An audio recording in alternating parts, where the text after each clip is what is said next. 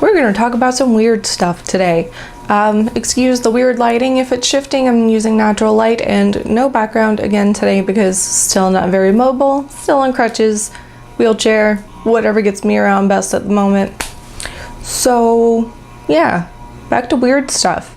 Weird fragrances, that is. I am going to talk about something very, very cheap and something niche, and I have a bottle of one and a sample of the other. And I'm not talking like Secretions Magnifique weird. I'm talking like a real the real conceptual types of fragrances. Maybe not something to wear, but just something interesting to experience, kind of a thing. So both of these fragrances prominently feature dirt, and I believe they also both feature mushrooms. I'll tell you about how both these came about quickly. I was telling my husband and trying to explain to him like how Demeter Fragrances works and how some of them are just like very singular accords and some of them are kind of weird and more conceptual. And at that time the zombie range was out for him, for her, and for dog.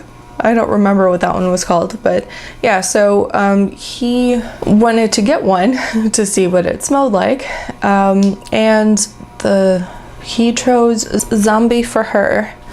It's interesting. At first, just by reading the notes, it seemed like it would just smell really natural,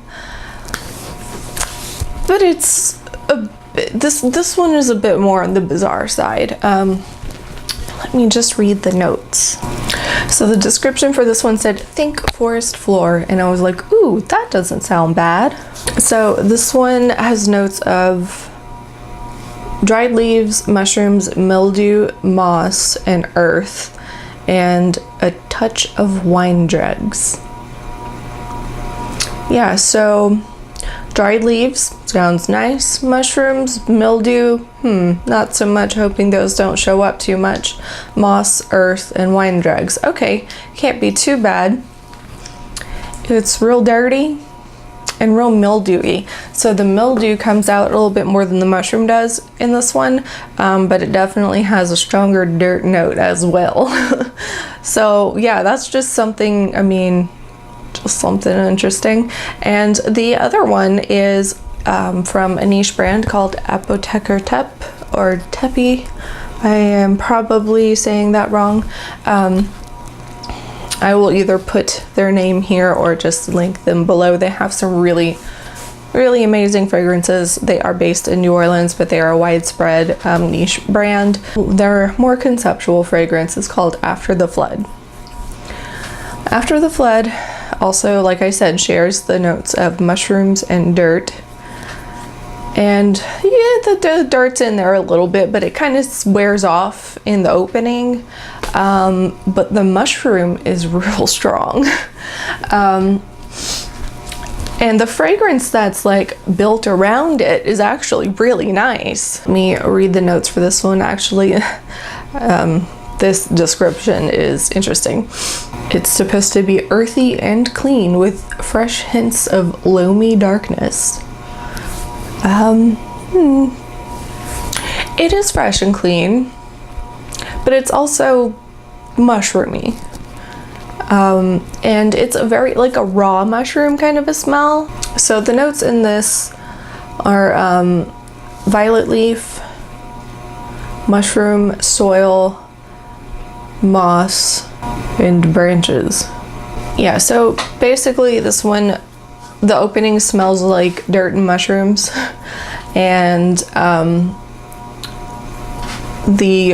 basically the rest of the time it smells like a well-made aquatic with mushroom on top. So it's a little weird.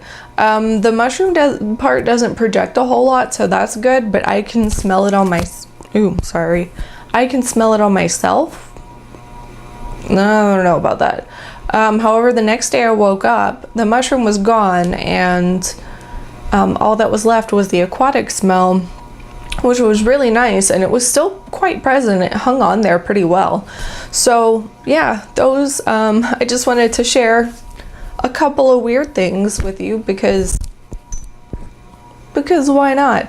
So After the Flood from APOTEKER TEPE, and a Zombie for Her from Demeter. I don't think they're currently out right now, the zombie ones.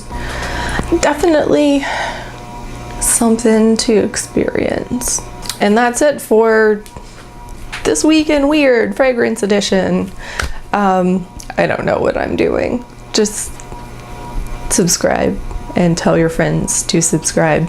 It would make me very happy. And hit that button and write the things. I'm just gonna leave now. Okay. Okay, bye.